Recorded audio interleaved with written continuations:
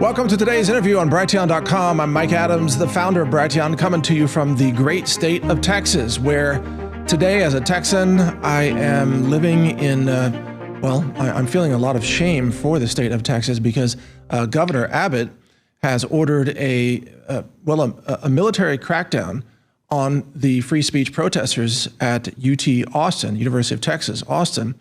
The protesters who merely are protesting against Israel's blatant genocide. And apparently free speech is no longer valid in the state of Texas. The governor of Texas has said all those students belong in jail. And he has dispatched hundreds of state troopers and state military in order to brutally attack them and throw them to the ground. And I mean, this is just straight up police brutality on display. And joining me today to help process what's going on and why this is happening and why the GOP candidates are now abandoning the principle of the First Amendment is Michael Yon. Welcome, Michael Yon. You're doing amazing work. I know you're in Asia right now. Thank you for being up super early or late. I'm not sure what hour it is, but thank you for joining us today. Thanks for having me on. I'm looking at the clock. It's 0408 here in Taiwan, not Thailand. A lot of Americans will get that mixed up. Not me. I used to live there. Yeah. I know you did. You speak Mandarin. I remember one time I was down in, where was that at? I was in Darien Gap and there was some Chinese in front of me and you asked me to put the phone up to him and you started talking to him in Mandarin. I remember that. Yeah. That was pretty cool. So are you in Taipei? I am. Okay. And I love Taiwan. Taiwan, out of all the countries I've been to, this is one of my favorite countries. I love Taiwan. The people here. Yeah. I do too. Just extraordinary. Just a great culture, very capable people. I love everything about Taiwan. They are. When I got the taxi from the airport, the taxi driver was like, "We are not Chinese, we're Taiwanese." I'm like, "Yes, sir. I know that, sir." Yes. They're crystal clear on that. Yeah. And so now I'm here again, back doing research again. And I just left Japan. I'm going to go back to Japan after this because there's World Pandemic Treaty protests going on in Japan. There was one on the 13th of April. And a lot of American friends were sending me links. They're like, "Did you know Japan has this huge protest going on in World Pandemic Treaty against the World Pandemic Treaty?" I'm like, "Yeah. In fact, the live camera that you're looking at is right beside me. I'm in the protest. Yes. Yeah. Masako Ganaha is speaking right in front of me. And I had to literally, they only thought there was going to be like 300 or 400 people come to the protest. And so Masako Ganaha flew in from Canada up to Tokyo to do the speech. And I went with her. Right. And so when we showed up, there was a huge line. It's like massive. And so instead of, the auditorium was filled up, it only fit like 400. But they estimated there was 19 or 20,000 that showed up. Oh my! And and a lot of them. Well, they came from all over Japan because a lot of them they were holding up signs where they were from and that sort of thing. And so now they're going to have two more. They're going to have one on May 22nd and 23rd. And then another one, look at that, AI just did a thumbs up. I know, when you gave the thumbs up and it put the emoticon right there. Yeah. I wonder what other secret signals you could do, yeah. Yeah, I did a heart the other day, that worked. It's whatever.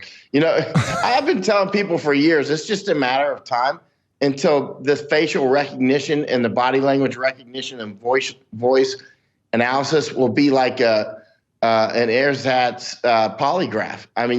They will be able to tell quite a lot. Imagine that if you go back in time through all the videos and films and history and look at old presidents and people talking and that should be quite interesting. Oh yeah. But back to the current day. Well, this is the current day with this sort of AI, but so May 22nd and 23rd will be the first protest, the next protest in Tokyo. And then on the 31st of May should be one that's quite large. Now, I've been with the organizers several days in a row, like in private meetings for these protests. In fact, I got invited to the Diet last week or so, right? The Diet is the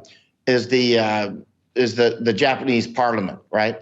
So I've been there before. I've been there numerous times over the years, but I got invited there this time, and they handed me a microphone. I didn't expect to speak, so I just spoke at the Diet, actually, and people were live streaming it, actually. So it went all around Japan. So that brought up even more awareness to when they realized people are serious about coming in from overseas to this thing and how important it is. And the spark in Japan did just, you remember the Canadian trucker convoy, of course. Yep. That spread to the United States and spread to Europe too. And so in private meetings at the Diet, not when I was speaking on the microphone, but I was talking with members of parliament and others saying, listen, I want to take your energy here and spread it back to the United States and to Europe as well. Michael, go ahead, sir. I hate to bring up this painful history about the interaction between the United States and Japan, but of course, Hiroshima and Nagasaki, the first case in history where the U.S. empire deployed a weapon of mass destruction against a largely civilian population twice. I consider that act to be a war crime, a crime against humanity. And then now today, to fast forward, the depopulation bioweapon jab, also from the West, being deployed against the Japanese civilian population. Do more and more people of Japan realize that this is the second genocide against the Japanese people carried out by the West? A lot do. A lot do not. A lot of Japanese are as brainwashed as many Americans and Europeans, but a lot actually do see it. And one of the prime ones is Masako Ganaha. She's been studying this quite a lot. You know, she's been to, oh Lord, I mean, she's on this all the time. And a lot of Japanese listen to her. I mean, when I walk down the streets with Masako in Japan, people, I mean, everybody knows who she is. No kidding. So, oh yeah, she's quite famous in Japan. So one of the reasons that the crowd got so big was everybody knew Masako would be there, right? Because when I was with her out in I mean, they didn't fit in the auditorium, so they then went for hours walking around in the streets of Tokyo. They're very polite. You know how Japanese are. They didn't block the streets or turn over any cars. You didn't need a helmet. They were being good Japanese.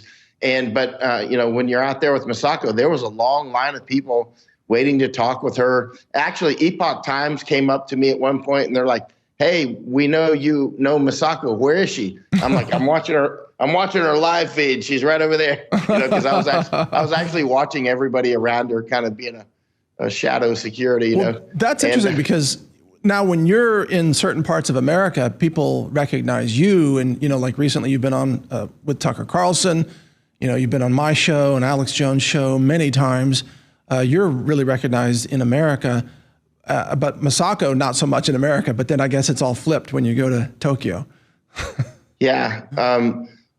And actually a lot of people recognize me in Japan as well, believe it or not, because I did write 3 books on information war that are only in Japanese. Oh, interesting. I didn't know that, huh? Yeah, I wrote those. When was the first one? Maybe 2014 or 15, 16. Anyway, I wrote 3. And they're not in English because I've worked for years to wake up Japan on what's going on. And so I did many, many interviews. I just did a bunch more in Japan. And when I go back, I'm sure they'll continue because, Japan is such a vital partner. I love Japan. I've spent about 18 years in Asia between China and India and Nepal and Thailand and, all over the place, like 25 countries just in Asia. I always joke with Asians, quote unquote. I'm like, I've seen more of Asia than 99% of the Asians ever will. That's true. Yeah, that's absolutely true. What are you doing now then in Taiwan? Well, I'm always concerned about Taiwan for various reasons. Obviously, this is the front line against the mainland Chinese, who are all piled up with the same people that are getting heads bashed now in Austin at the university. I mean, the Chinese Communist Party is close partners with the globalists, the World Economic Forum, right? And the World Economic Forum, obviously, one of the main power centers of the World Economic Forum is, I just call them Zion Stannies. You know what I mean? the Zionist, from Zion's stand. I mean, let's just call it what it is. And so this country, Taiwan, is deeply obviously under the gun from China. One thing I want to say about Taiwan, I love this place. Again, I've been to 98 countries now. Most of my life has been out of the United States, even though I'm solid hardcore American. But this is one of my top favorite countries. And but one thing that's interesting is you'll hear even analysts, so-called analysts, talking about Taiwan as if it's a breakaway province of China. And I always say to people, how long was Taiwan actually a province of China, a breakaway? When did it break away? And actually, as you well know, this was never a province of China, not for 1 second, not for 1 day. It was never part of China. That's right. Period. That's right. Not at all. So when you hear analysts saying that, either they don't know anything about the country that they're analyzing, Taiwan, or they're bought or something. I don't know. But recently I was over in Belize. I was in Belize with Misako, and she interviewed the Taiwanese ambassador there in Belize. So we went there to the embassy of Taiwan in Belize. As you know, the Chinese Communist Party, one of their tactics for isolating Taiwan is to isolate Taiwan. As long as any country actually recognizes Taiwan, then Taiwan will have, the officials in Taiwan will be able to fly around the world and have protections so that they can, fly between, through Europe or whatever and not be arrested or whatever. And so there's a battle going on around the world between China and Taiwan to close Taiwanese embassies and in diplomatic recognition of Taiwan. Absolutely. For instance, and China will hand out money to all of these developing nations. Like, here's $1 billion, drop your recognition of Taiwan. And they do. That's right. As you know, like, for instance, Panama has dropped it. And I've been to all the countries in Central America. Well, there's 2 countries that still recognize Taiwan in Central America, and that's Belize and Guatemala, right? And so, which are side by side, both on the southern border of Mexico. So we were in Belize. We were actually talking with Mennonites about farming and resiliency and that sort of thing. But while we were at it, we were also looking at the invasion flows of the people coming through the Darien up through that part. And then we went to the Taiwanese embassy, and we talked with or Misako did. I just went as her cameraman.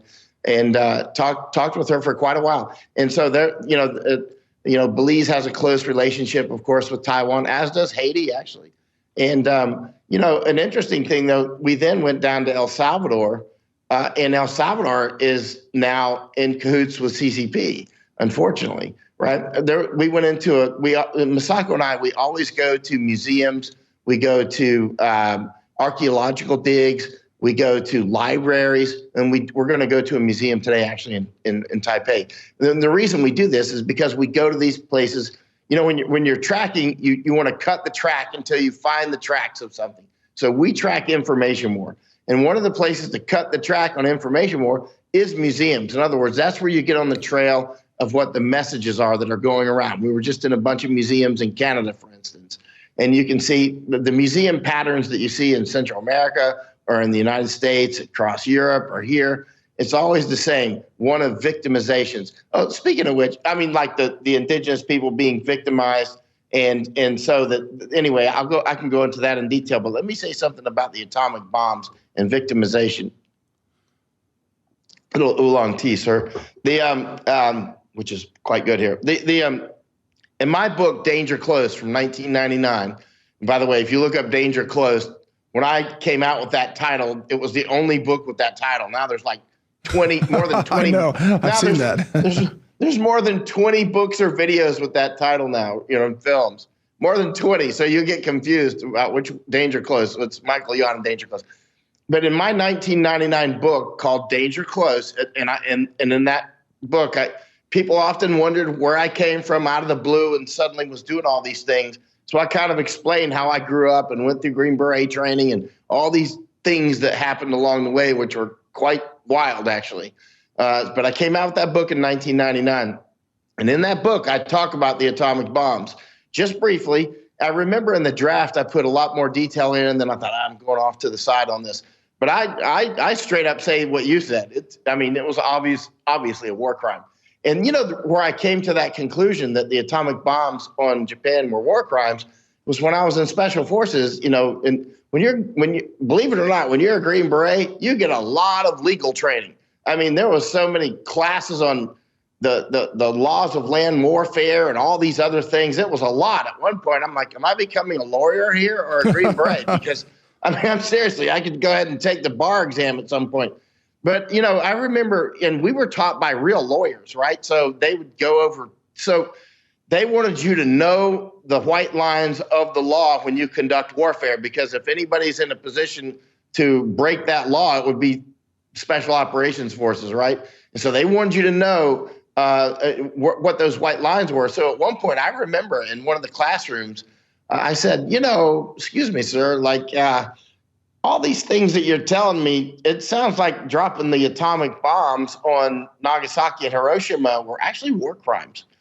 Because, based on what you're telling us, it's straight up war crimes. Like, it's not even ambiguous. And I remember there was two lawyers, as I recall, were like, yeah, actually, technically, that would have been a war crime. That both of them would have been. I'm like, clearly, based on what you're teaching us. But what about Japanese? Can I say something? Yeah, go for it. This goes right into, Zion stand, so-called Israel, is that, and I mean that with full force, so-called Israel. This is not the biblical Israel. You know that. I watch your Twitter all the time. The countries that are professional victims are, and I mean cultures and people who are professional victims are always professional victimizers, right? I have never seen an exception to that in all the cultures I've been in around the world. But look at Japan. Japan got nuked twice. We actually pushed them into Pearl Harbor. Japanese know that, and some increasing numbers of Americans know that. But you notice that the Japanese never make themselves out to be victims.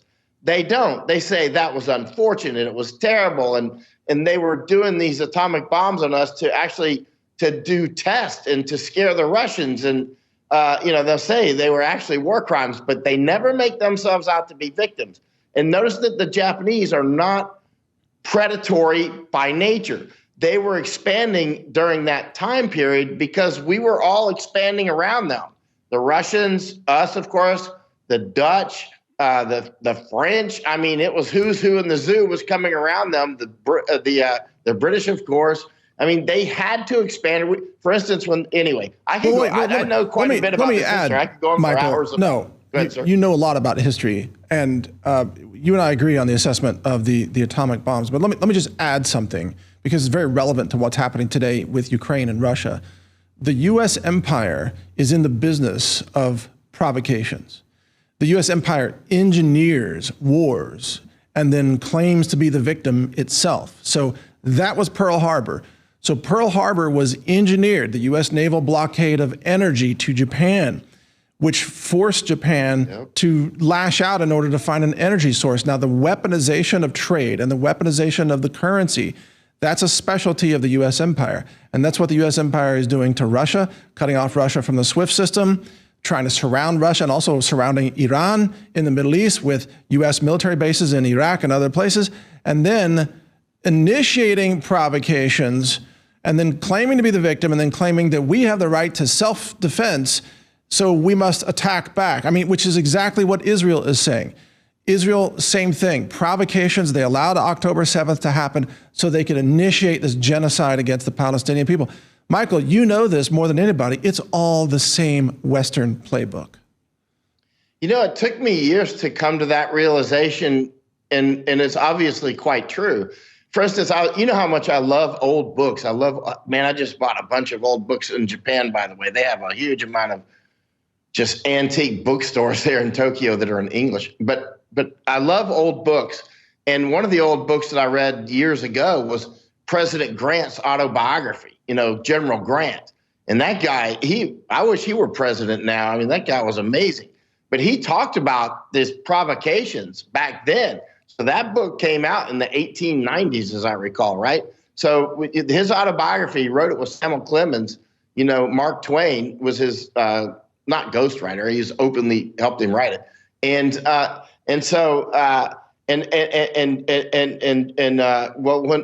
Grant was a lieutenant, as I recall, he may have been. I think he was a lieutenant. They were down in Texas territory, and they were provoking the Mexicans to attack us as casus belli to go after them, right? And it was quite interesting because he says it. He's like, he's a very moral man, Grant was. He was a serious general. He was a killer, but he was a very moral man. And he's like, basically what we're doing to these Mexicans is wrong. I mean, he's like, we're here doing, I can't remember what the book said. It was years ago that I read it, but it went along the lines of, we were doing these things to provoke those Mexicans to attack us. And he's like, he's like, that's just didn't sit well with me, that sort of thing. Yep. And so we do that perpetually. Go ahead, sir. Well, no, that's exactly the point. So all the wars that we are in right now are all unnecessary. The U.S., I mean, I hate to say this. Look, I love the ideals of the United States of America. I love the Constitution. I love the vision of the Founding Fathers. I want to be clear. And, I love the great state of Texas, although I'm totally disgusted with the current actions of our governor, who is a globalist. But America, since the end of World War II, the U.S. empire, I call it, has become the most dangerous terrorist organization in the world. I mean, they blew up the Nord Stream pipeline, pipelines, plural, which is an act of terror against the civilian infrastructure of Germany. You and I have talked about that many times, Michael. And that's an act of terrorism by the United States of America, not to mention what the U.S. did in Iraq in the 1990s, murdering, 500,000 civilians by destroying the infrastructure. And then you get, former State Department officials, Madeleine Albright, saying, yeah, it's totally worth it. Totally worth it. We needed to kill all those people because that's how we win. And destroying Libya, kidnapping leaders in Panama in the past. I mean, the U.S. empire is a terrorist group. Yeah, I mean, unfortunately, I'm still a hardcore American. It's in my soul. But as we get older and we have had time to research more, especially reading old books. I love listening to old people and how direct they talk, and just like the way we're talking now. The good sides of the United States, the good sides of America are absolutely as intensely good as the bad sides. We're like one of those Hindu gods with four faces or whatever. We got right. One face that is absolutely the finest country I've ever been to is clearly the United States. But then we actually do a lot of terrorism. There's no question about it. We are at once incredibly generous. Like I've never seen any country as generous as the United States and no people as generous as Americans. And I say that with a lot of experience behind me saying that. And then we can be amazingly greedy to the point where we will just, straight up do genocide and drop atomic weapons on. We did it twice. And this is what concerns me right now in a war between Russia and the United States. At any moment, I would not be surprised at all if we did a preemptive nuclear strike on Russia. I've been warning about that since before this latest iteration of war in Ukraine. I mean, the insane people that are in charge of the United States, they've been installed. We know that. They're meat puppets. Of the globalists like Abbott there in Texas. You and I have been calling him out hardcore for a long time. Well, you more than me. I was more reserved about the governor here in Texas until just the last couple of days. Now I kind of see more what you're saying. I think when it comes to conservatives, I think I led the way on attacking him because, I spent a lot of time in Texas, especially up in Dripping Springs, and I always tell my Texas friends, if I come to your neighborhood and I set up shop, which I have done in Texas, that's not a good sign. I am a war correspondent. Right. I came to Texas. I had one old friend retired from CIA now and moved to Texas. And she's like, she went there because she thought it was safe and they got a great electrical grid. And I'm like, great electrical grid? What do they teach you guys at CIA? Didn't you see the ice storm took out the electrical grid? You know, and if I'm setting up shop there, you should probably be moving somewhere else. I mean, Texas is clearly a front line. That's why Abbott was installed. I've been going after him since I don't even know when. As soon as I studied up on him, I went from zero to that guy's the enemy, right? I mean, he's world economic. Well, along those lines, what has become clear with the pro-Palestine student protesters at the University of Texas, Austin, I mean, they're peaceful. They set up tents. Yeah, they're shouting slogans, but they don't have weapons. They're not a militant group. And then the governor of Texas sends more troops to put them down and brutalizes them and throws them around than he would ever send to protect the border.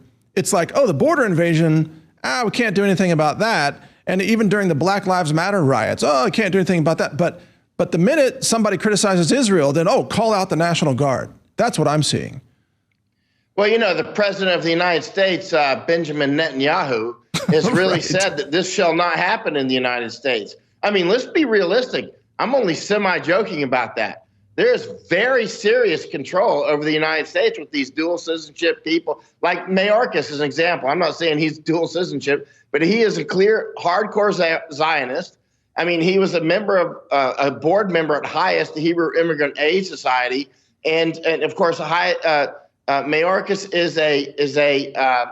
he's from Cuban parents who were refugees to the United States, Jewish. And that's why he was a board member at the Hebrew Immigrant Aid Society, which is conducting huge amounts of invasion into the United States. Right. I mean, literally letting Iranians in right in front of us. I was down there with Laura Loomer. She did excellent work down the Darien Gap. Unbelievable work. Actually, weirdly enough, she's Zionist, but I like her. You know what I mean? She's actually. This is what's twisted. I know some serious Zionists that I actually weirdly like. I mean, like Brett Weinstein, you know, I mean, there's different factions with them, though. There's different factions within them. There are, but to that point, like Laura Loomer is a great example where she's really outstanding on every issue except when Israel's the subject, you know, and then it's like suddenly, you know, all the principles go out the window and now it's just tribalism. You got to defend Israel no matter what. And she's calling for the arrest of the students in Florida. And I'm like, what bothers me, and this is true about Senator Ted Cruz. I didn't know she was calling. I didn't know. She tweeted out, I missed that. Got to arrest all these students. She said because they're wearing scarves, that they should be arrested. And I'm like, what? So does that mean you're going to arrest old ladies that wear scarves too? I mean, what? Did she say that on her Twitter? Yeah, it's on her Twitter. Yeah, it was like a day ago. But my point is, Senator Ted Cruz in Texas, it's clear that he doesn't respect the First Amendment. And Michael, you tell me if I'm wrong on this. The GOP is run by Israel. And the proof of that is the fact that you had so many people speaking out against the way the Biden regime prosecuted J6 protesters, right? And the argument there was that J6, all those people were peaceful. They were speaking out. They wanted their grievances addressed by the government. Yeah, they were maybe a little bit rowdy. They were shouting slogans and whatever. They should never have been arrested. But then when it comes to Palestinian students on campus, those same GOP people are like, no, arrest all those people because they're criticizing Israel. Well, wait a minute. What happened to your J6 argument? Right? Cognitive dissonance is a dangerous thing, as you know. And you know, it took me years to come to the realization that, you know, I thought a lot of the people that were making these comments in the past were actually anti-Semites, but you know, that's a term that's overused. That's a grenade that's overused. Right. But over time, I've come to the realization that it's actually true. There is actually, like the British would often tell me, like, you know, I'm up there with, you know, serious people in Britain at times, you know, in the UK and London, and they would say things like this: your government is so heavily influenced by the Zionists, and I didn't quite see it. It took a while to study up on it, but I see it's quite clear. It's quite obvious. In fact, it's like nakedly right in front of us if you can shed the cognitive dissonance to see it. And, you know, everybody is subject to getting into cognitive dissonance, including you and me can get into it as well. Cognitive dissonance is the mud of thinking, right?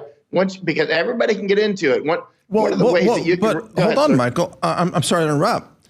but I check myself on that all the time. I am a principled person, and my principles are universal. Okay, so I do. You're very good. Your thinking hygiene is very good. Yes, that's why I follow you. So I'm always looking at your Twitter. What does Mike say? I mean, you have because thinking hygiene is a sort of hygiene. That's an interesting term. Yeah. I mean, to make sure that you're not in cognitive dissonance is the mud of thinking, right? And it took me a while to actually come to the realization that actually these people are not all anti-Semites. In fact, it can be quite the opposite. Well, but they recognize what's happening.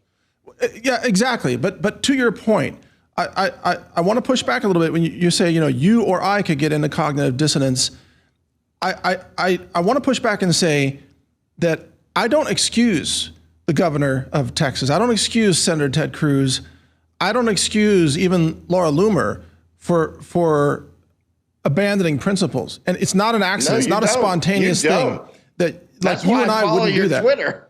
But I'm always wondering what's Mike going to say, because you get to watch subjects that I don't have time for. True. And your thinking hygiene is very good. But you do stick with principles. You stick with principles. There's one more thing, though, that goes with this, Michael, which is that if I did contradict something, a principle that I had stated that I supported, if somebody like you came to me and said, Mike, wait a minute, you're way off base on this. You're contradicting this principle. You need to rethink this. I would listen to that. And in fact, in the early days of COVID, I got it wrong.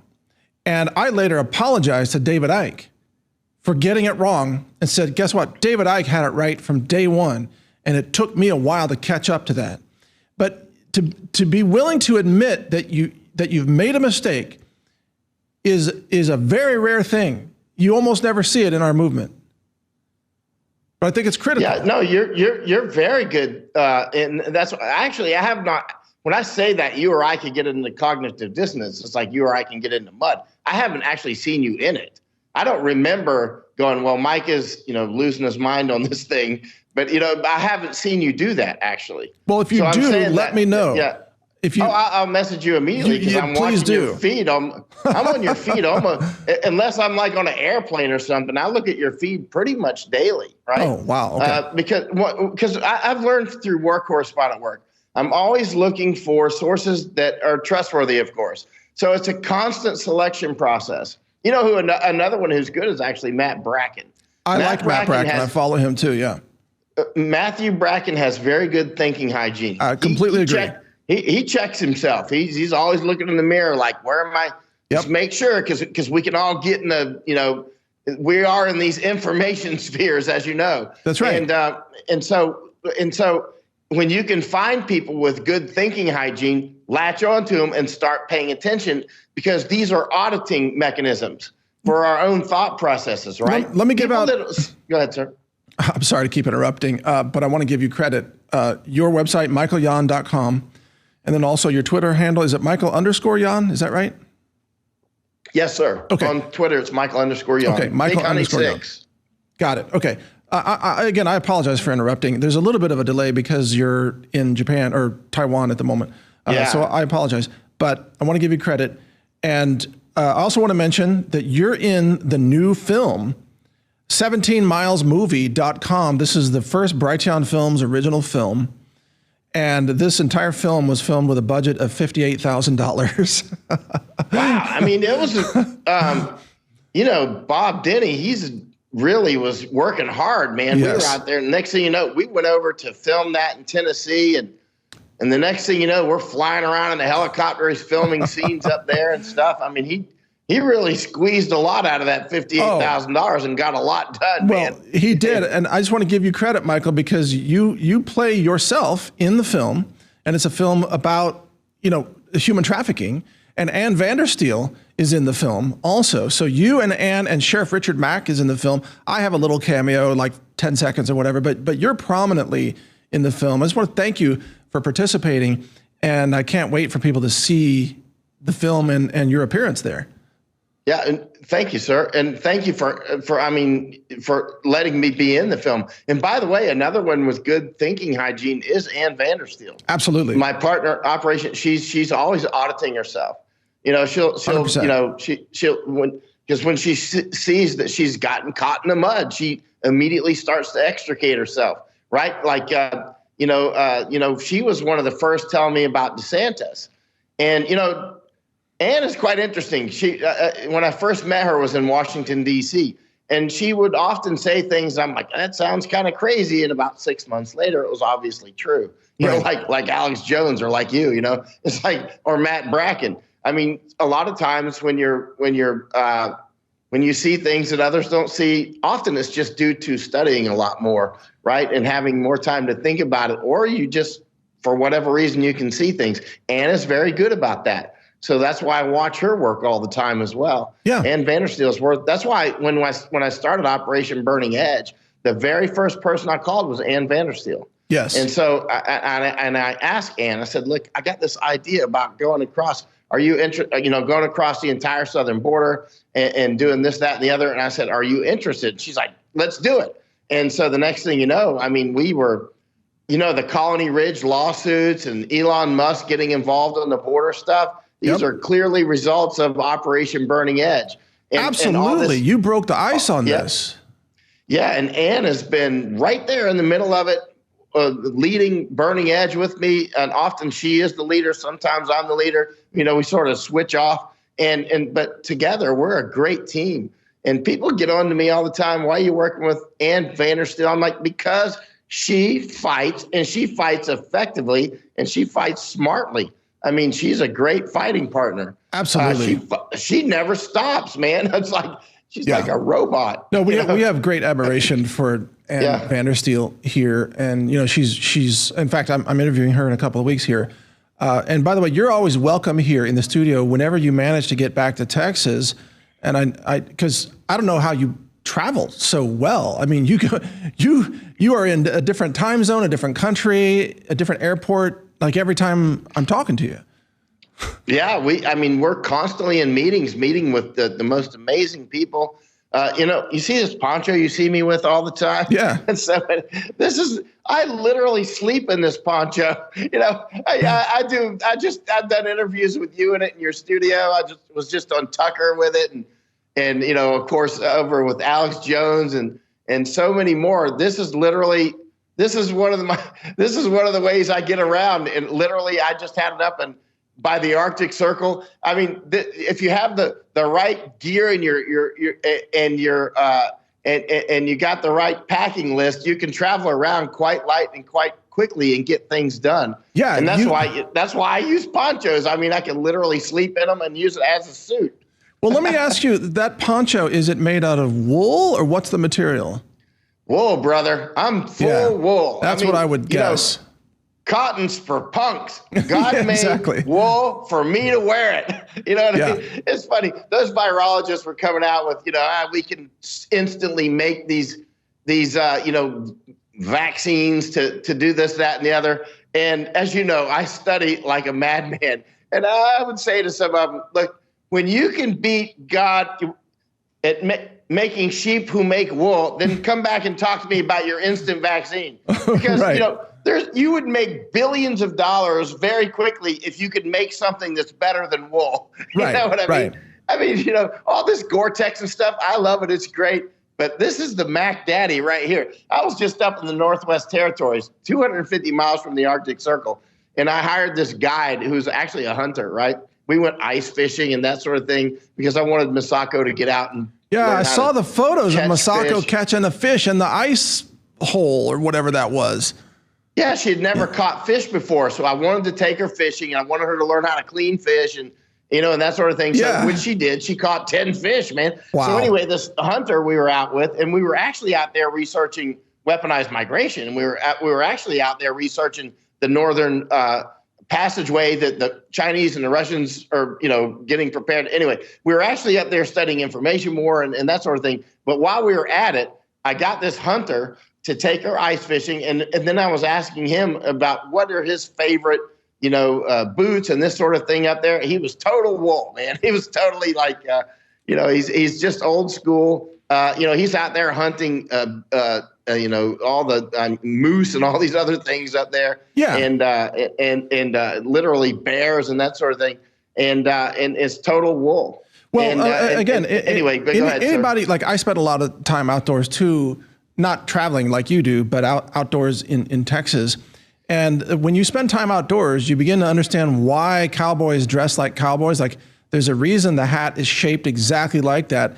And there's a reason they have wool socks, because they still have their, thermal properties even when it's wet. But the reason the hat is shaped like that, you'll find out the very first time you're in a rainstorm and the brim of your hat is not long enough, because that rain goes right down your collar, right down your back. And you're like, oh, I need a cowboy hat that's actually longer. So the rain misses my back. And then if you design the perfect thing, you end up with a cowboy hat. It's functional. It's not fashion, it's function. That's why I love the old stuff, man, like a poncho. Yeah. I mean, seriously, I was over in Japan the other day, and it was raining. We were doing this interview after it was kind of chilly, actually. And you know how Japanese are with the umbrellas. I'm like, baby, I don't need an umbrella. Everybody's trying to put the umbrella over me. I'm like, I got my wool. I'm wearing this thing. It gets wet. It doesn't matter. Right. And totally. Yeah.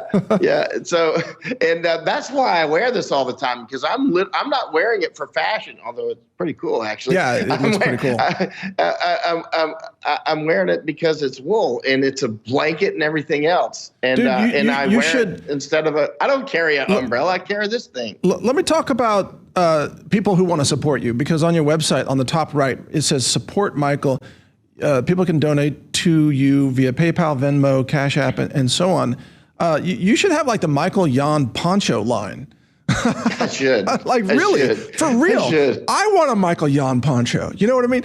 If you had that on your site, you set up like a Shopify account and have like the world's most rugged, hardcore wool ponchos endorsed by Michael Yon, man, you'd see them all over town. Everybody would want a poncho. I'd have to go down somewhere to out of Ireland or someplace to get good ones designed out of that really proper, maybe Iceland, that the great wool. Absolutely. Or get like Peruvian wool. Get like I was just thinking of Peru. When I said down, I was thinking Peru, because they've got great wool down there. I would get like, I don't know, try an alpaca variety or something. You know what I mean? Yeah. Yeah. Really good. Yeah. The Peruvians know how to make great, textiles. They're all over that. Yeah. They do. Actually, that might be. Anyway, go ahead, sir. No, it's funny because we've been through from nuclear war to the best wool, right? Yeah, exactly. But let's get back to the topic at hand. I'm sorry about all the distractions. I want your take on how the GOP is attacking now the First Amendment in America, because people are criticizing Israel's ongoing genocide. And for a guy like me, I feel like at this point, I'm just going to sit out the next election, because it doesn't matter who I vote for. They're going to destroy my civil rights either way. What do you think? Yeah, I've been going after Trump for a while now, ever since he was, Newt Gingrich called me up before the first election. I was at my office in Thailand, not Taiwan, but Thailand.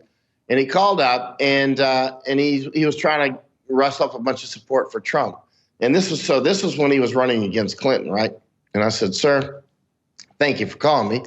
I don't like Donald Trump, but I'm never going to vote for anything by the name of Clinton. I can assure you of that. Right. It's like, and then, so I held my nose and put my check mark beside Trump, but and on the first election, because I was really voting against Clinton. And then on the second election, I actually voted for Trump. But that election clearly was stolen. Yes. But he pushes the death jab. This is April of 2024, and he still stands behind it. I know. And every time I say that, people say, no, he's not. I'm like, what part how many times does he have to say it? He just said it a couple of weeks ago again, right? Yep. He's still pushing. And people say, well, he didn't force you to take it. I'm like, well, Pablo Escobar didn't force people to take cocaine, And they'll go, well, that's not a direct, that's not an equivalent. I'm like, it is. You're in cognitive dissonance. You're covered in mud. You're stuck in mud. I am telling you, he is not Saint Trump. He is not my savior. There's only one savior, and it's not Trump, right? That doesn't mean Biden is good. Obviously, Biden is evil. And and I'm not going to vote for RFK because he's a gun grabber, right? But at the same time, and people say, what choice do we have? I'm like, as somebody said on Twitter today, that, some of the things I published, he made a comment. He goes, you're basically being the tooth fairy. You're telling the children that there's no tooth fairy, but you're not offering, a replacement. I'm like, I don't have a replacement. There's just no tooth fairy. Trump's not the tooth fairy. Well, but I don't have, there's no replacement either. Michael, Biden's not it. Right? I'm right there with you on this point. And I was thinking about this actually on my way over to the studio today, thinking that because I am very much a principled person, and I live by very principles. Much. And if principles are not universal, then they aren't principles, okay? And I realize that I cannot live with my self-image as a principled person if I vote for the GOP, knowing what I know now, what they're doing now, attacking freedom of speech, blowing out a taxpayer money, sending it all to Ukraine, sending it all to Israel, bombing Palestine. I can't live with myself as a principled person and vote GOP. And of course, I can't vote for Democrats because they try to be evil. They're incredibly evil. But I've reached this point. The Democrats seem to go to bed figuring out how they can do something even more evil. That's right. That's right. Whereas the Republicans are not that bad, but they still end up in the same place. Exactly right. The Republicans aren't inherently evil. They just have no spine, no backbone, and they sell out overnight like Speaker Johnson. Boom. All of a sudden, he's like, warrantless searches spying on the American people. All okay now because I had a secret briefing from the CIA. Give me a break. I can't vote for that, Michael. Trump came right out and supported him instantly. Unbelievable. I can't vote for that. And I sent a message to Bannon. I was just trying to open it up. I was like, where's the message? Well, actually, I see he responded now. I didn't see his response. Yeah, what's Steve Bannon say? Let me see. Let me go back down to what I said. Oh, I sent I said, Trump is selling us out again. F him. That's a bad language I wrote. And then I put another message with that, the thing that was hidden in the bill, not so hidden, was the billions of dollars that will help the invasion of the United States, right? And right. Trump's like, hey, you're doing a great job. I'm like, and so then I said, why does Trump support this? The $3.49 billion to remain available. Okay. Department of State, Migration and Refugee Assistance. For an additional amount for migration and refugee assistance, $3.495 billion to remain available until extended to address humanitarian needs of vulnerable populations and communities, provided that such amount is designated by Congress as being for an emergency requirement pursuant to section blah, blah, blah of the Balanced Budget Emergency Deficit Control Act of 1985. So they're handing out money to illegals. Yeah, so I messaged to Bannon that little screenshot. Oh yeah, for sure. That's part of our invasion. That's literally another almost $3.495 billion. Yeah, it's invasion money. More invasion funds to the United States. And I sent that to Steve, and I said, why does Trump support this? I see he responded, outrageous. That was it, just outrageous. And I just saw his response. But this brings up a really important question. You've got people like Steve Bannon, and we mentioned Laura Loomer earlier. Laura's like all in for Trump, 100% Trump, and I get it. There's a lot of people that are all in for Trump, and Steve Bannon's a fighter. He's a warrior. He's an asset to America as he keeps fighting. But he's a hardcore fighter. He's a hardcore fighter. All over his face. Yeah. But I think a lot more people are going to be kind of where I am on this, Michael. I don't even know where you are, but unless Trump comes out and says, I'm not going to be ruled by Israel, I'm not going to push the jabs, I'm not going to fund the border, I'm not going to give out money to the military-industrial complex to keep fighting another war with Russia or Palestine or Iran, unless he comes out and says all that stuff, which is highly unlikely, I can't in good conscience vote for him. No, he's just a different form of scumbag. I mean, seriously, he's destroying the United States. Trump, that death jab, there are red lines. People give him passes on that. They do. The reason we get this poor behavior is because people accept it. That's a maximum of military leadership is you'll get what you allow, right? The lowest behavior that you will allow, you will get it, right?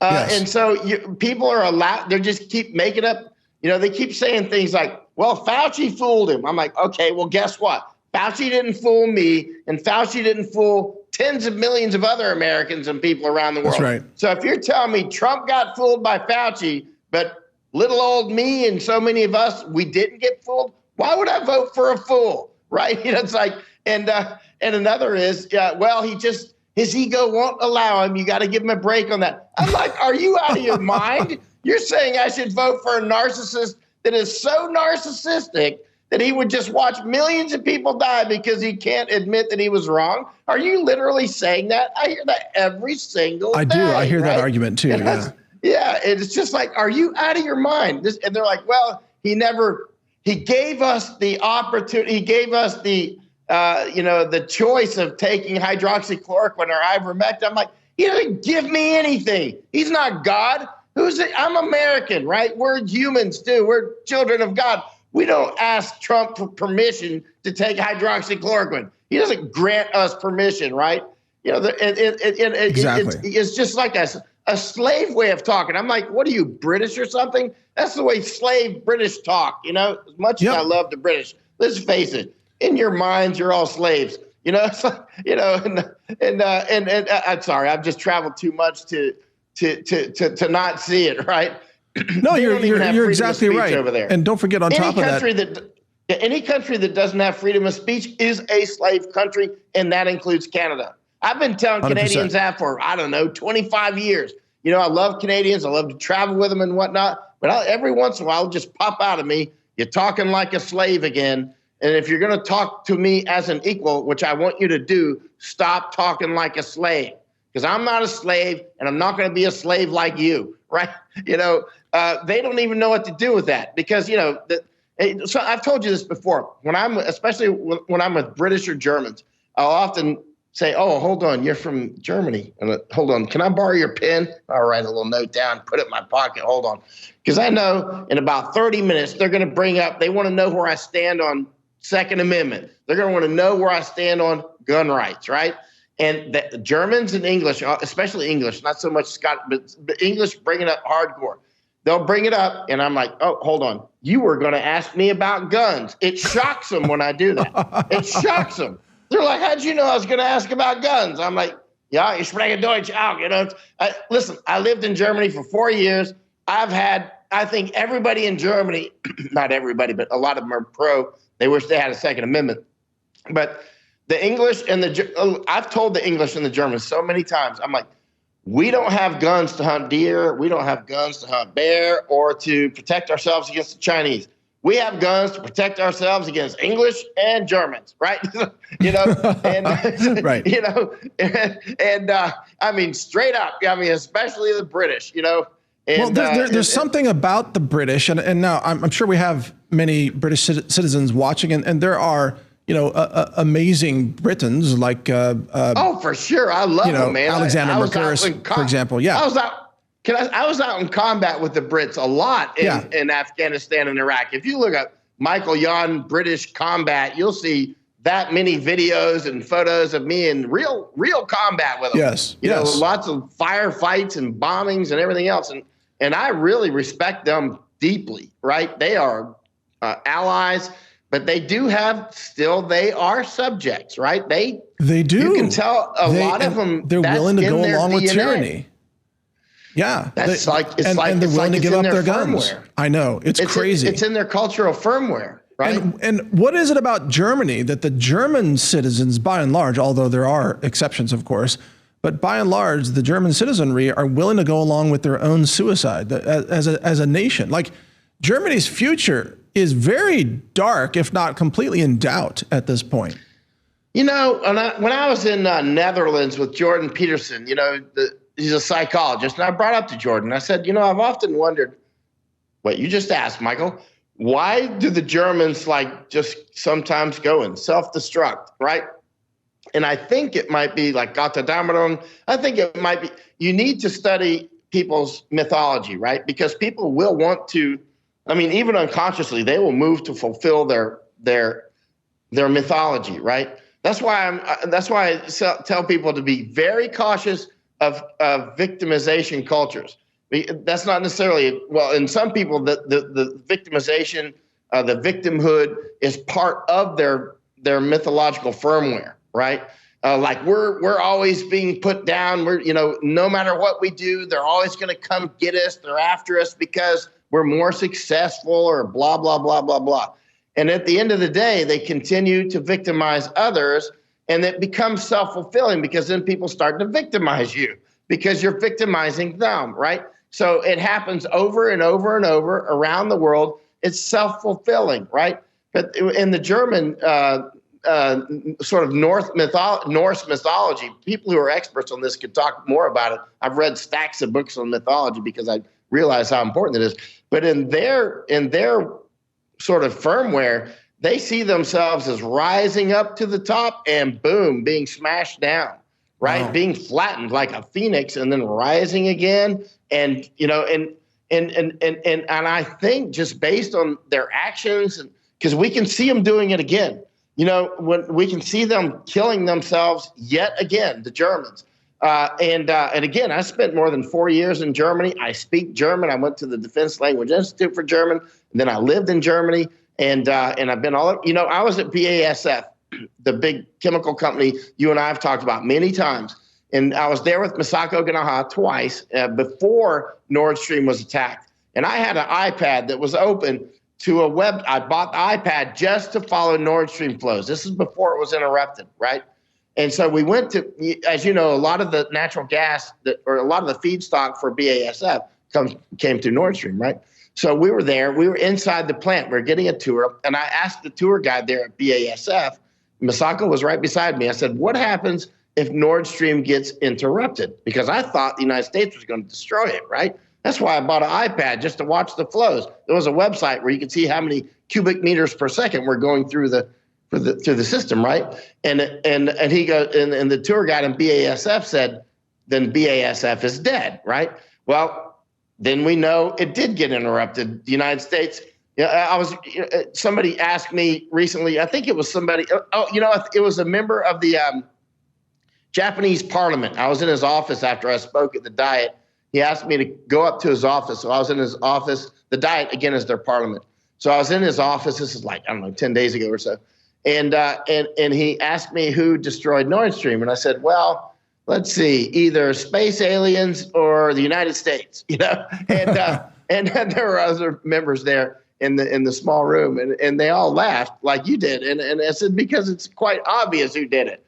I mean, he didn't know that I had, or maybe I had told him that, or he knew somehow that Misako and I had gone to BASF twice because we thought that Nord Stream was going to get destroyed. And then it did. Now, why BASF? Why were we going there? Because it's the biggest chemical company in the world. And now that Nord Stream has been destroyed, you can see that they're moving a lot of their operations to China and Texas and other places, right? They're still open there at Ludwigshafen, Germany, which is where they started the Haber-Bosch process in 1914, right? But now in last March, not March 2024, but 2023, I left the Darien Gap and I flew over to Netherlands again. And I went there for the elections because there was an important election. So I was there with one of the parties, the FVD party, the Forum for Democracy. But when I was finished with that, I went up to Groningen. Groningen is the biggest natural gas field in Europe. Oh, right? They're shutting the whole thing down. They're mothballing the whole thing. Yeah, that's why I went there. So I was on Jordan Peterson wearing this poncho. I was with Ava Vlardingerbroek and on the show. And I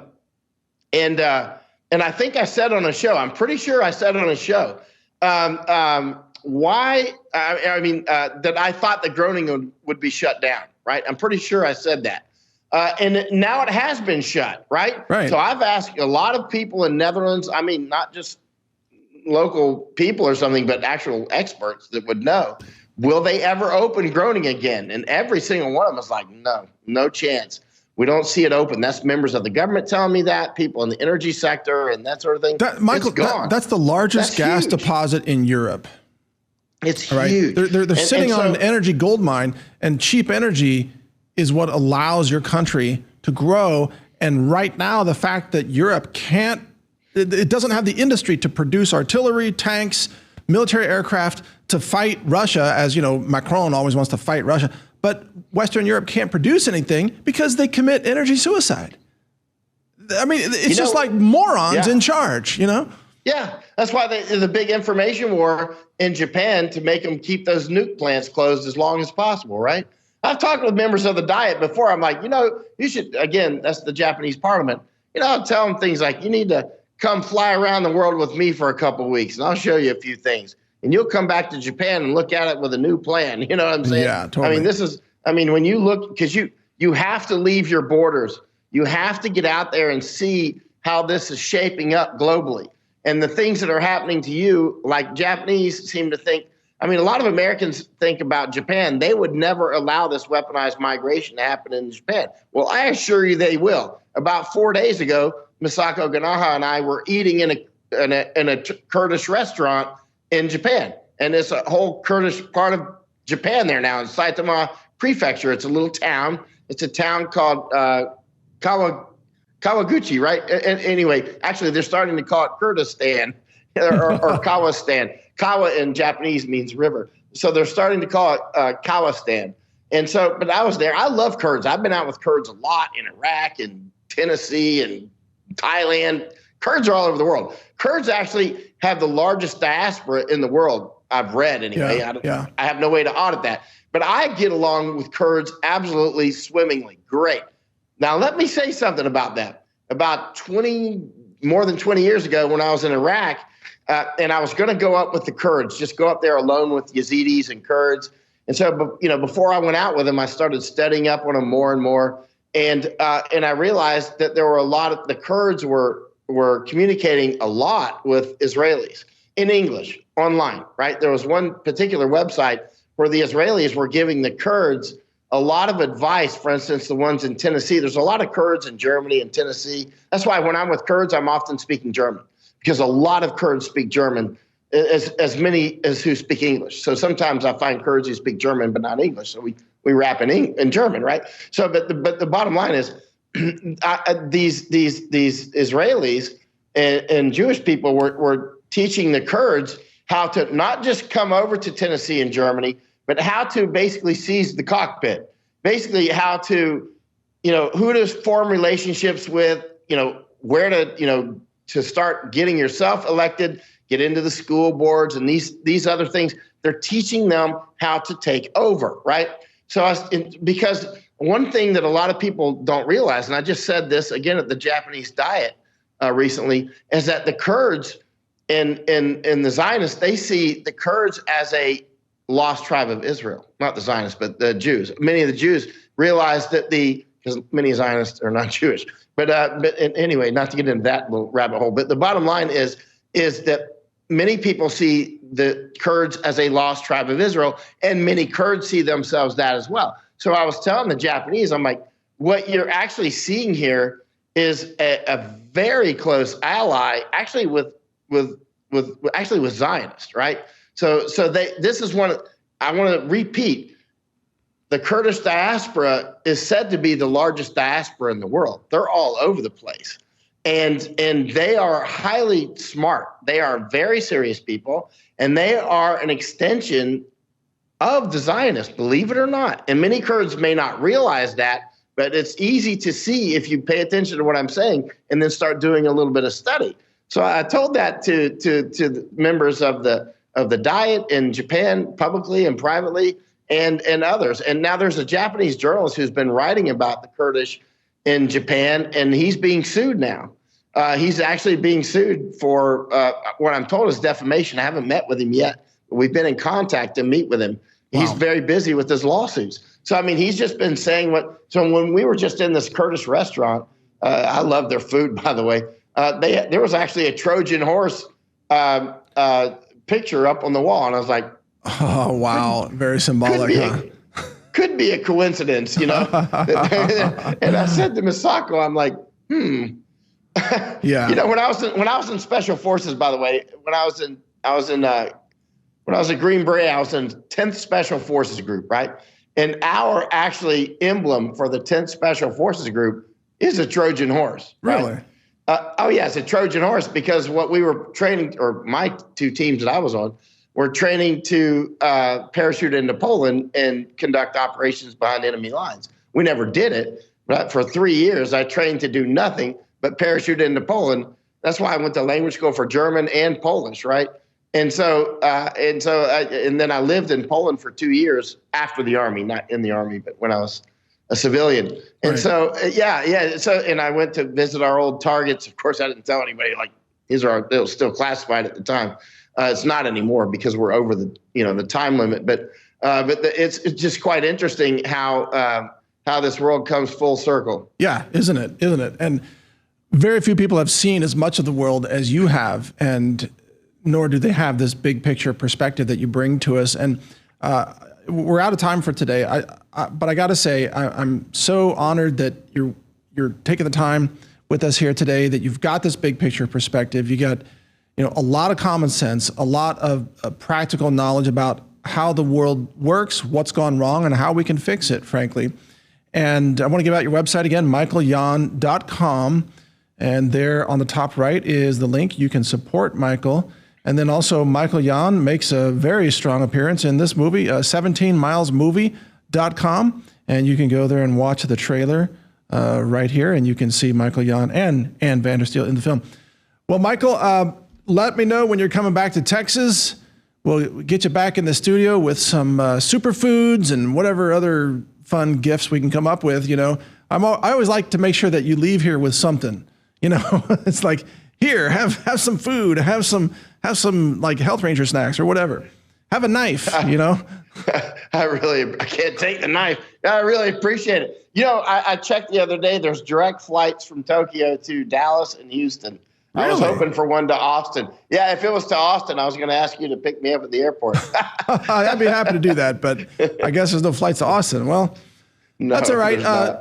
Whenever you get back, let me know, and we'll get you and your colleagues, in the studio for some additional updates. In the meantime, I'm going to keep my eyes on Texas Governor Abbott, because I don't know he hasn't said that these students have committed any crime. So what's he going to throw them in jail under? What charge? Blood libel charge, which will probably be in the somebody threw that at me yesterday. I'm like, dude, stop. I actually blocked one of my financial supporters about 2 days ago because he hits me instantly with you're anti-Jew, anti-Semite for not wanting to do the genocide, right? Right. I'm like, right. Listen, it's absurd. I said, sir, you're walking a thin line here. You know what I mean? I know you've been a great supporter. I will not be bought and I will not be intimidated. Don't hit me with this stuff. And he kept hitting me with it, and I was like, that's it. I don't need your money, and I don't need your mouth. You're out. Yep, you're fiercely independent. That's what people love about you, and that's why I encourage people to help support you. I mean, you don't have there's no government paying your way. There's no giant corporation paying your way. You're not even selling wool ponchos yet, although I think you should. Should. But you're raising money from donors and paying your own way, and but you're doing really important work for all of us. So thank you. I'm doing it for all of us. I mean, this is my tribe, and for some reason, despite all the things that I've seen in this world, I still really like people. I was just walking with Misako last night in Taipei, and I'm like, despite all the things that we've seen together, which is quite a lot now, as you can see, I still like people, and I don't even know why, because I've seen this at our darkest. But I do, and I feel compelled to protect, what's right, and I don't know why. It's just deep down inside, and I can see that's the same with you. Yeah, it's clearly the same with you, and so you stick by that true north of the principles, right? Yeah. Well, if I were walking around Taipei, I'd be really thrilled right now too, because I would feel very comfortable. I mean, I love the people of Taiwan. They're so friendly. They're friendly to Americans too, which is not a universal trait. Oh, they're very friendly to Americans. Yeah. I feel incredibly welcome here. Absolutely. I feel more welcome here than I do in most parts of the United States. That's what I'm saying. Yeah, I'd be freaked out walking through a blue city, but if I go to Taipei, I'm like, oh, this is awesome. This feels more at home, you know? Yeah. In countries like this, I don't feel like I need a gun. You know what I mean? Yeah, exactly. No, that's the thing. In Taiwan, you really don't need a gun for the same self-defense purposes that you do in a U.S. city. But, Taiwan does have very strong gun control too, but it's an island. They can actually control the guns. It's hard to get guns into Taiwan. Yeah, actually, I was walking yesterday and I jumped in to get a haircut. As you can see, this is shiny and new. Yeah. And the guy cutting my hair said, he actually brought that up just kind of out of the blue, actually. He talked about, because he knew I was American, and he was, oh, welcome to Taiwan and that sort of thing. And he's like, he actually brought up guns. And he goes, we don't actually have guns, but we have very, very few murders, because anytime there is a murder, the TV is just, everybody's talking about their murder, and we find him instantly because this is an island. And so people don't want to commit crimes much because there's nowhere to go. It's not like you can disappear into the woodwork. Yeah, and to get shot in Taiwan, you have to repeatedly piss off the wrong people, and usually they would give you warnings like stop, Right. and if you keep doing it, if you offend some criminal gang or something, like the taxi cab driver gang control, like if you're running around destroying cabs all day, eventually you're probably going to get shot or stabbed. You probably deserve it, Not going to work out. Yeah. So anyway, Michael, thank you for joining me today. It's always a pleasure to speak with you, and have a great trip there in Taiwan. Thanks, Michael. I'll see you back in Texas. All right. We'll see you soon. Take care. Safe journeys. All right, everybody. That was Michael Yon, just rapidly becoming a living legend of global travel and geopolitics, and being able to see the world with incredible clarity. His website, again, is michaelyon, YON.com, and his Twitter handle is Michael_Yon. Be sure to follow him on Twitter, which I refuse to call X. And thank you for watching today. You can share this video on other platforms as well. Feel free to do so. Just give a link back to Michael Yon's website. I'm Mike Adams, the founder of Brighteon.com. Here in America and in Texas, God bless America. God bless Texas. It pains me to see what the governor of Texas is doing right now. Maybe he'll come to his senses, but we should plan for that not to happen. We, the people, this is what makes Texas great, not just one, globalist governor who's sold out the principles. All right. So thank you for watching today. Take care, everybody. God bless. All right, we've got Gerald Celente coming up in a few days here on Brighteon.com. And Gerald Celente, in case you don't know, he's a legend of financial analysis and geopolitical analysis, understanding energy and commodities and everything that's going on in the world that will affect your assets, your money, your life savings.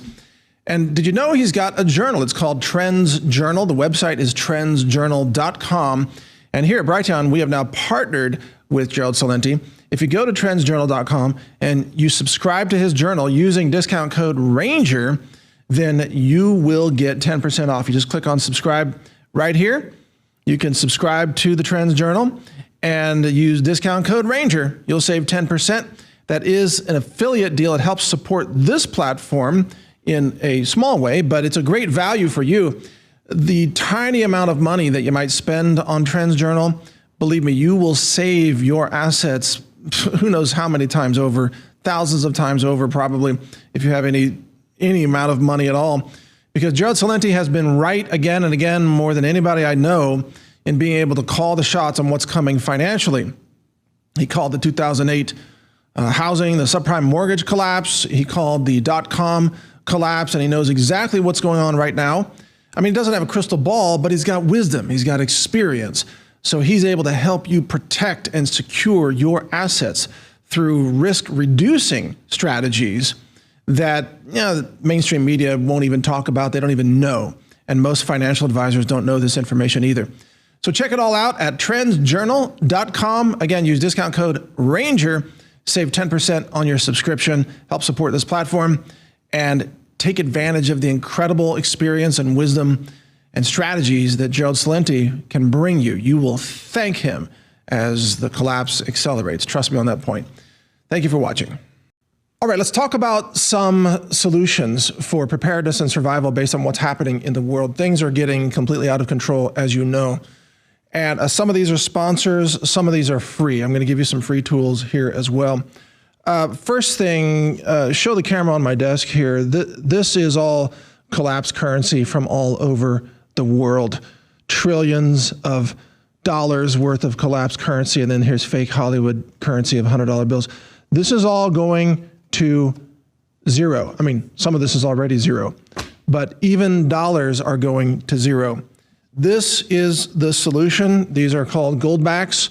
This is a 50 goldback bill. It's 51 thousandths of an ounce of gold is embedded in the bill, and that's why it's so thick. And they have smaller denominations like the 1 goldback here. I could hold it right side up. This is 1/1000th of an ounce of gold. And we've done the laboratory testing, and you can find it at our affiliate website called verifiedgoldbacks.com. If you want real physical gold that's highly divisible and has high utility, this is the solution, verifiedgoldbacks.com. And if you scroll through here, you can see all of our lab testing that we did. We actually melted them down, and we did all kinds of tests for the purity and the mass of the gold that's in these bills. And check out the different designs here. Let's see if we can show that. You've got different designs of different amounts of gold that are embedded in the bills. There's a 50 that I showed you, and then there's a 25, a 5, a 10, and 1s as well. Really an amazing solution. Now, other things to keep in mind. We've got storable food right now at healthrangerstore.com. I've got some on my desk here showing you also the IOSAT iodine, the potassium iodide, prevention of the radiation damage to your thyroid. That's all FDA approved there, the IOSAT product. We've also got dietary supplement iodine there, as well as the Ranger buckets and various food buckets. We've got the heavy cream, all certified organic, laboratory tested, back in stock, plus the red miso, the yellow miso, and white cheddar cheese powder, which is just pure organic cheddar cheese. No fillers, no colors, no garbage in it of any kind. You can find all of that at healthrangerstore.com. Now, continuing with our topic of preparedness, our sponsor in the satellite phone space is the Satellite Phone Store. You can find them at sat123.com. Connects you here to the Satellite Phone Store.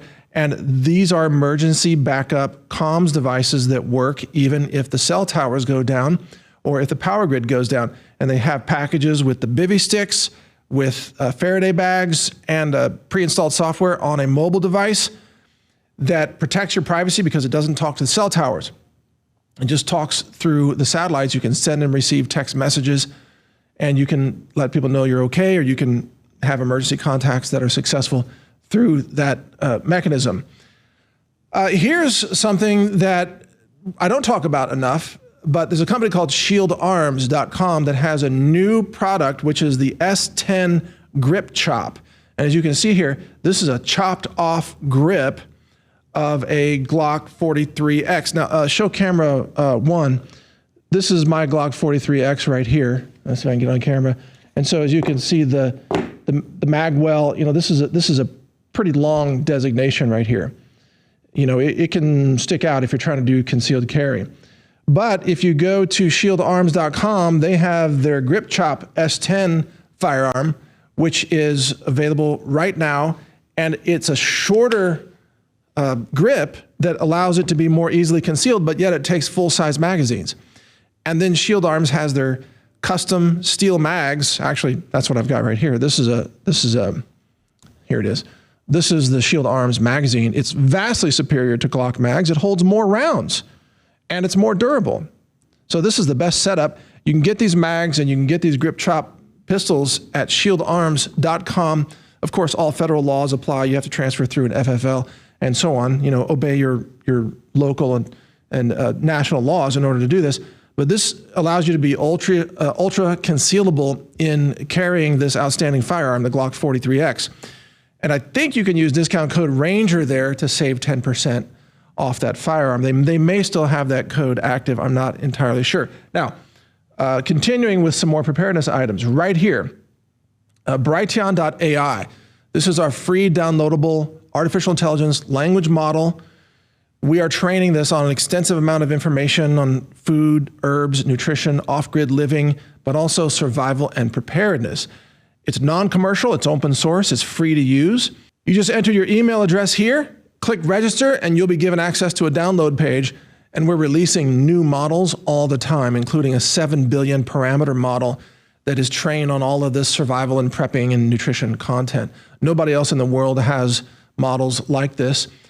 In addition, we have a backup comms social media platform that we've just launched called Brighteon.io. And if you go to that website, Brighteon.io, you can sign up. You can see that it's a big social media type of site. The thing is, see, it's got free speech videos. Here's a flat earth video. That's pretty funny. There's all kinds of videos here, all kinds of different viewpoints and opinions. Here's Dave Hodges here with a video. You can go there and you can share videos and content, and there are no central servers. It's all peer-to-peer, decentralized, and it runs on blockchain. And it has its own blockchain coin here, actually called P-Coin, which is modeled after Bitcoin, and it's kind of a reputation coin on the platform. Anyway, you can find out about that. Just go to Brighteon.io. If you download the app and run it, then this will even survive the internet kill switch because it doesn't need to resolve domain names in order to function. So that's Brighteon.io. And then in terms of products that we have, guess what? We also have the knives that we've custom designed with Dawson knives here. This is one of our combat knives, and they're made with MagnaCut steel, incredibly durable, high Rockwell hardness. They're flexible without shattering. They hold an edge, and they're almost corrosion proof. That's the advantage of MagnaCut steel. So yeah, if you see this, this is, and it's a G10 handle with an oversized finger guard here. This is a really incredible knife. And because it's got 3 holes here, show camera 1, let me show you this. Because it's got these 3 holes, if I can get the light just right, yeah. It's got this hole, and then this hole. You can use paracord and you can strap it to a stick and make a spear out of it. So this can be made into a spear relatively easily. We've got multiple knives from Dawson that, of course, I'm the co-designer, and it's got a special wedge end here as well for escape and evasion. We are out of the escape from LA knife, but we do have this Tonto version that we're working on right now that we may come out with. And then we've got some other really amazing. This is, oh, that's another one of our combat knives, but we've got a bushcrafting knife as well that you can check out. Find all that at healthrangerstore.com. Bottom line, folks, we have a lot of preparedness solutions for you. Some of them are free, like Brighteon.ai or Brighteon.io, or you can use Brighteon Social or just Brighteon.com. And then some of them, of course, cost money. Like if you're going to get your hands on gold, you know, it's going to cost you. You're going to pay for the gold. Not everything's going to be free, obviously. So iodine, storable food, weapons of self-defense to defend and protect innocent life. These are the kinds of things that we are advocating very strongly right now at this time in history because of what's happening in the world, what's happening with the open borders, where we are domestically with chaos and lawlessness getting worse in most cities across America, more illegals invading more states and counties. So be ready to defend yourself. And then, of course, the collapse of the dollar coming as well. It's accelerating every day. You're seeing it with food inflation. And look at the cost of your car insurance, by the way. Look at that. It's skyrocketing. Health insurance, it's all skyrocketing. Things are getting more expensive because your dollar is worth less and less. Meanwhile, gold is absolutely skyrocketing. In fact, let me just bring up where gold is right now. 2384. Show my screen. I want to show the trend here. If you look at gold prices here, just over, what does that go back to? Like the end of October last year, gold was $1,837. Now it's almost $2,400. Look at that rise right there. Gold is skyrocketing in dollars because dollars are losing value. So people who are smart, who want to maintain their value of gold and silver, well, that's it's doing exactly what it's designed to do, to hold value. Oh, I should mention, by the way, if you go to metalswithmike.com, this is our gold and silver coin sponsor, the Treasure Island Company, and you go there and you can request to talk with them, or you can check their real-time prices right here.